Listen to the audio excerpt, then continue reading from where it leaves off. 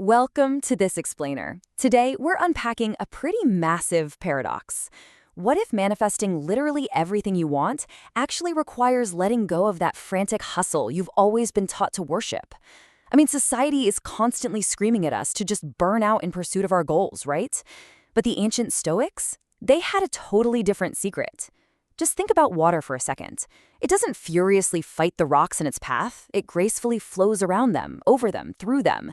And eventually, it actually shapes the entire landscape. That is the exact power of relaxed intention we're diving into today. Okay, so let's dive into this. We've synthesized 10 ancient Stoic principles from our source material into a super clear 5-step journey. This is going to shift your mindset from stressful action to magnetic flow. We'll be hitting the myth of hustle, the art of letting go, mastering obstacles in action, reclaiming your inner world, and finally, trusting the natural flow. Let's kick things off with step 1, the myth of hustle, or the illusion of frantic action. So there's this massive conflict right now between society's loud, demanding pressure to just work yourself into the ground and the quiet, super powerful Stoic secret of relaxed intention. Modern hustle is, well, it's frantic. It's that white-knuckled desperation, super high anxiety, and honestly, it just creates profound resistance. Think about it. When you grip your goals so tightly that your knuckles literally turn white, you're actually pushing away the exact things you're trying to get. Desperation is a massive block. But Stoic flow? That's all about relaxed intention, calm confidence, holding your desires lightly, and just aligning with natural rhythms. So ask yourself right now, is your own desperation actually the biggest obstacle standing between you and your dreams? Moving right along to step 2, the art of letting go. This is all about mindset and presence. The philosopher Epictetus once said, "Wealth consists in not having great possessions, but in having few wants." Now, what's really fascinating about this is how it completely flips modern psychology right on its head. It makes this absolutely crucial distinction between simply wanting something and desperately needing it. When you need something, you're broadcasting this intense energy of desperation. But when you want something and you're totally okay without it, that's when you create pure magnetism. The Stoics actually had a name for this. They called it preferred indifference. Basically, it's the practice of wanting something, but being completely fine if you don't get it. You're holding your desires so lightly that your inner peace isn't held hostage by external outcomes.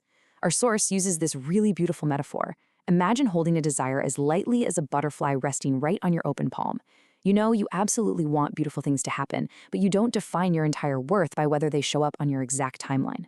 Letting go of that neediness, it creates an incredible energy of abundance. So how do we actually put this into practice on a daily basis to cultivate what we call present moment magnetism?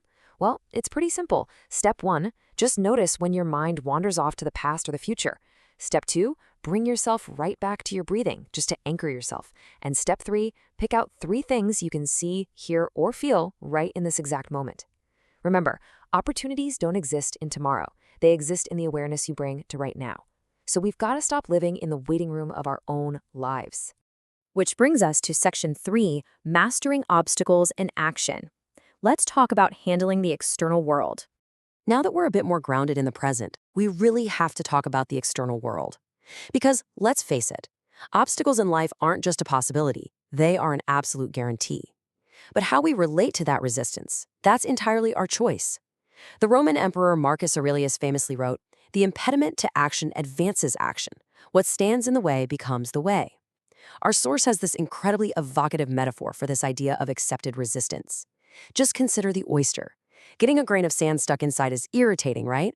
But it doesn't destroy the oyster. Instead, it creates this incredibly valuable, beautiful pearl.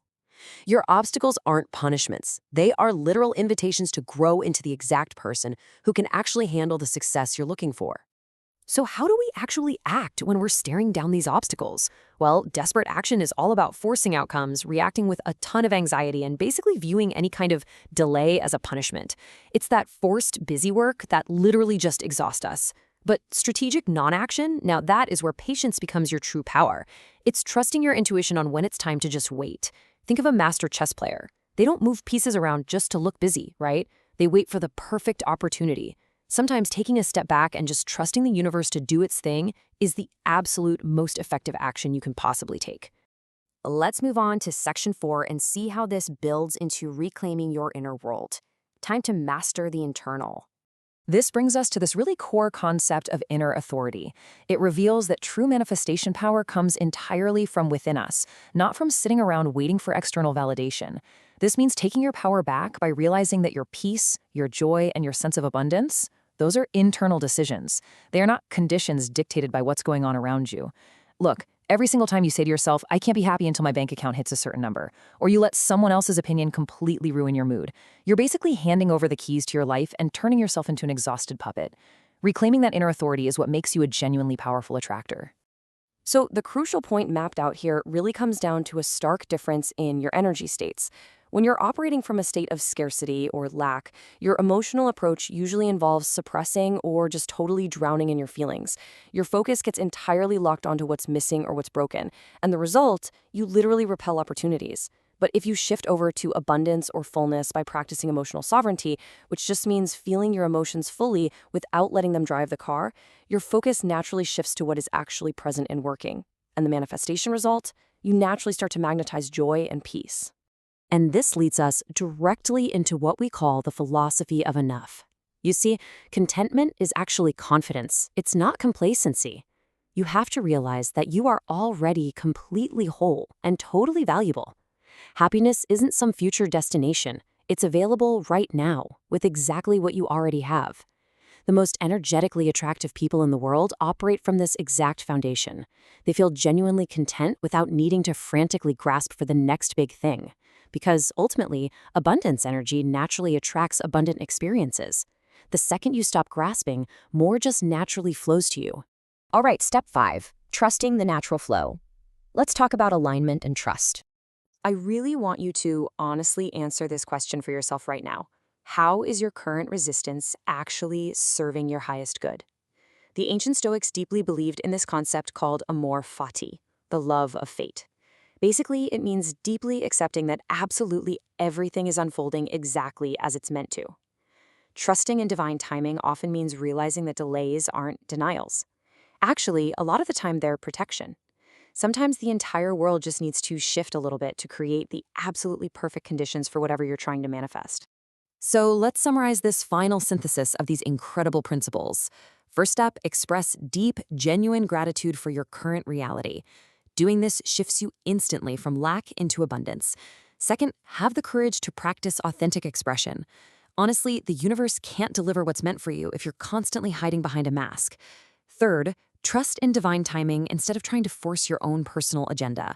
And finally, just stop fighting against life and start flowing with it.